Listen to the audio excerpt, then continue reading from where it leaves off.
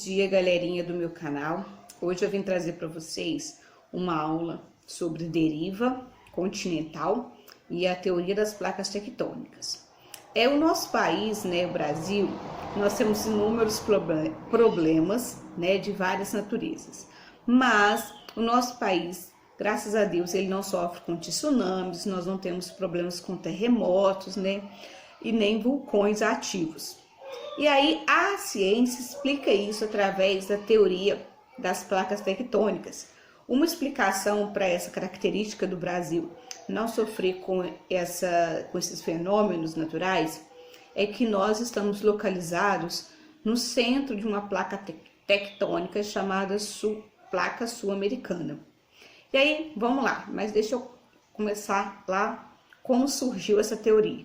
Primeiro, geofísico alemão, né, Alfred, ele, em 1912, ele começou a desenvolver a teoria da deriva continental.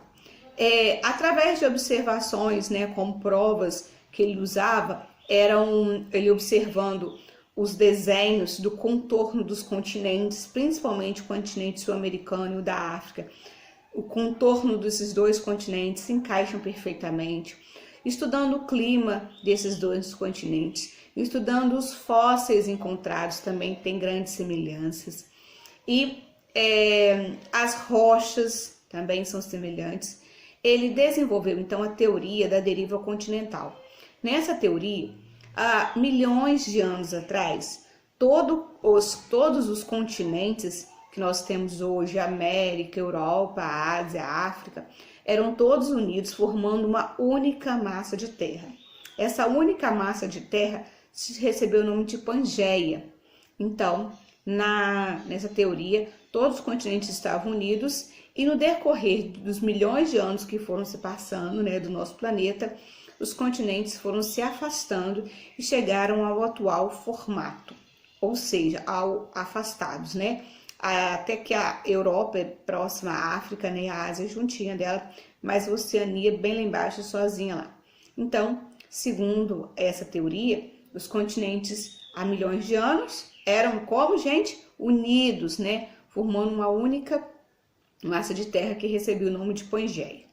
E aí, só que esse cientista, ele não conseguiu explicar por que os continentes se afastaram.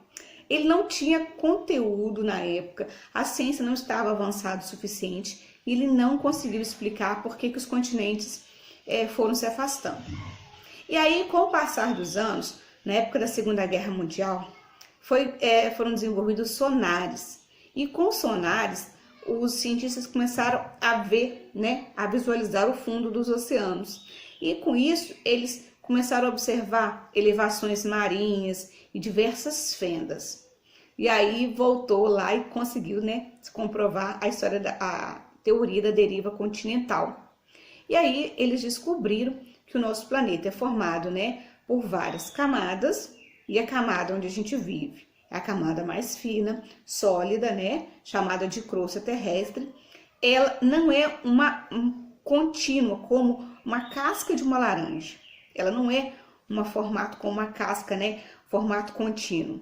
A nossa crosta terrestre, onde nós vivemos, ela é formada por placas, né, que estão encaixadas, mas ela não é contínua. E aí, essas placas estão sobre o manto. O manto é quente, né, e tem uma consistência líquida. E por causa disso, essas placas conseguem se movimentar sobre esse líquido. Elas não se movimentam sozinhas, não. Não é um pirim-pipim, não, gente. É porque há pressão no interior do nosso planeta e o manto sofre essa pressão e aí aumenta o calor. E aí essas ondas de calor, né, o manto se torna cada vez mais quente, líquido, e aí acaba se movimentando, tá? E aí, por causa desse movimento do manto, as placas que estão em cima, sobre esse manto, também acabam se movimentando. E a gente vai ver que as placas tectônicas podem realizar 3 tipos de movimento.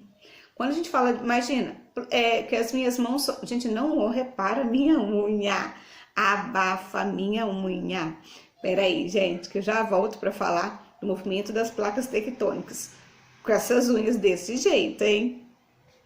Vamos usar as minhas mãos assim, vamos falar dos 3 movimentos das placas tectônicas. Então, as placas podem realizar um movimento de colisão, que é quando uma placa bate em outra e consequentemente, essa batida, né, uma empurra a outra, pode levar à formação das montanhas, como no caso, acredita-se que os Andes, né, eles foram formados a partir desse movimento das placas tectônicas. Outro movimento das placas tectônicas é o afastamento, né? Que 2 placas tectônicas podem se afastar uma da outra. E aí, quando elas se afastam, o manto, né, pode subir e aflorar, né? Vir para a superfície. E aí, uma nova crosta pode ser formada. Por exemplo, se for no oceano, vai formar o novo oceano, né, o assoalho oceânico, né, vai haver uma expansão do assoalho oceânico, ou seja, lá do fundo do oceano. E outra forma também que pode acontecer, é o deslizamento, que é chamado de movimento conservativo, né? É quando uma placa tectônica encosta uma na outra, tipo assim, essa vai para a direita e essa aqui para a esquerda, uma vai para cima, outra para baixo, mas assim, uma vai para a direita, outra vai para a esquerda, né? Aí quando as placas tectônicas fazem um esbarra na outra, libera muita energia e pode acabar causando os tsunamis, né? É um movimento mais conservativo.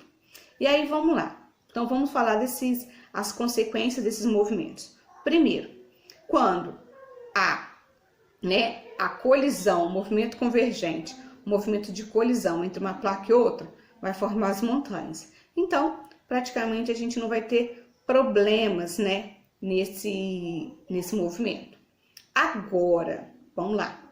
Quando ocorre o movimento de afastamento das placas tectônicas, aí pode possibilitar a formação, né, de uma nova terra, porque aí, olha, pensa só, quando 2 placas tectônicas se afastam, essa região aqui do meio, que foi aberta, o manto pode conseguir sair e aí um vulcão pode entrar em erupção, liberando assim partes do magma. Então, lá dentro, né, o vulcão, quando entra em erupção, lá dentro ele tá cheio de magma. E aí o magma, quando é expelido, ele passa a se chamar lava. E a lava é um material de rocha derretida, muito quente, né? E antes disso, o vulcão vai expelir gases, vai expelir cinzas, bastante fumaça, antes de liberar a mesma lava. E aí, essa lava, quando cai no oceano, ela esfria mais rápido, né? E vai formar uma nova rocha. O perigo do vulcão é que quando ele está liberando os gases, essa poeira, essa fumaça, podem sair gases tóxicos, né, para nós seres humanos. As nuvens podem atrapalhar o trajeto de aviões. E sem contar que essa poeira, né, essa nuvem de poeira que sai dos vulcões pode atrapalhar até a radiação solar, tá? Na fotossíntese. E outra, é claro, né, gente, o perigo de uma erupção, que já teve erupções que destruíram muitas plantações, erupções que destruíram até cidades inteiras, né? Agora, o lado bom da erupção também existe. Acreditem, né? Tudo na vida tem um lado bom. Até da erupção do vulcão. As cinzas que saem do vulcão deixam o solo muito fértil, muito fértil. Então, até o vulcão tem um lado bom. E sem contar que novas rochas vão ser formadas. Por exemplo, se esse afastamento ocorre na região de oceano, gente, de oceano, o que pode ser formado? Uma ilha vulcânica, né? Porque o lava vai subir, vai se solidificar e vai formar ali no oceano uma nova ilha vulcânica. Se for no interior do continente, pode formar uma montanha. Nós temos também o calor dos vulcões, também aproveitado pelo homem. E alguns países como Itália, Estados Unidos, Nova Zelândia, eles aproveitam o calor do vulcão para produzir energia elétrica. Quando a gente fala de vulcão, né, tem a câmara magmática, aí tem a cratera, que é a boca do vulcão, né?